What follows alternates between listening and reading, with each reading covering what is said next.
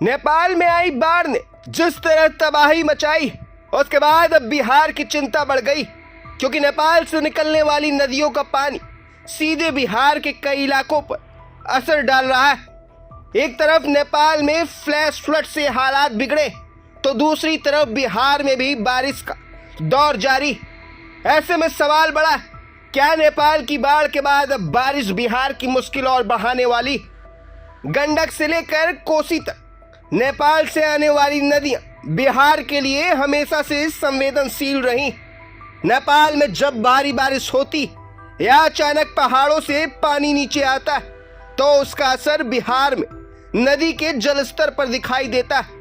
यही वजह कि नेपाल में आई बाढ़ के बाद बिहार के उत्तर हिस्से में प्रशासन और जल संसाधन विभाग की निगाहें नदियों पर टिक गई। खास चिंता गंडक नदी को लेकर।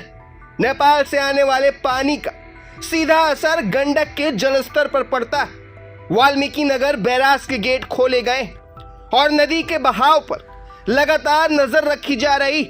यानी नेपाल में पानी बढ़ता तो बिहार में भी हालात तेजी से बदल सकते। लेकिन कहानी सिर्फ नेपाल से आने वाले पानी की नहीं, बिहार में मौसम भी इस वक्त राहत देने के मूड में नहीं दिख रहा है। मौसम विभाग ने कई इलाकों में बारिश के साथ गरज चमक की चेतावनी जारी की। यानी ऊपर से आसमान बरस सकता है और दूसरी तरफ नेपाल से आने वाला पानी नदियों का दबाव बढ़ा सकता है।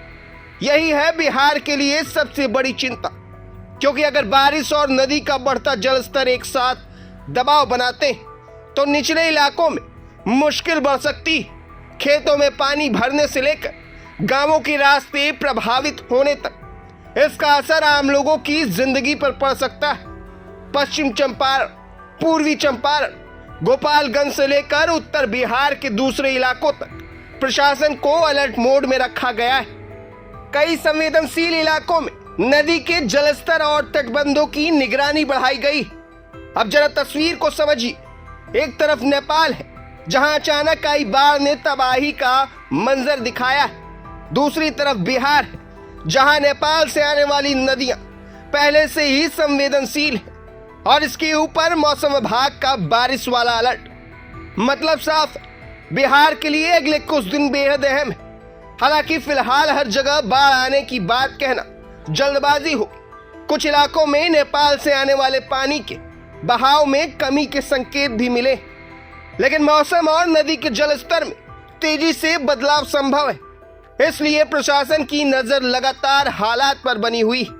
सबसे बड़ा सवाल यही, क्या नेपाल में हुई तबाही का असर बिहार में भी दिखाई देगा? क्या बारिश और नेपाल से आने वाला पानी मिलकर नदियों का जलस्तर और बढ़ाएगा? और क्या अगले 48 से 72 घंटे बिहार के लिए राहत लेकर आएंगे या फिर मुश्किल और बढ़ेगी? फिलहाल जवाब मौसम और नदियों के अगले अपडेट पर टिका है। लेकिन इतना तय, नेपाल में आई बाढ़ के बाद बिहार को नजरअंदाज करने की कोई गुंजाइश नहीं, क्योंकि पहाड़ों पर गिरने वाली बारिश का असर मैदानों में हजारों किलोमीटर दूर तक दिखाई दे सकता है।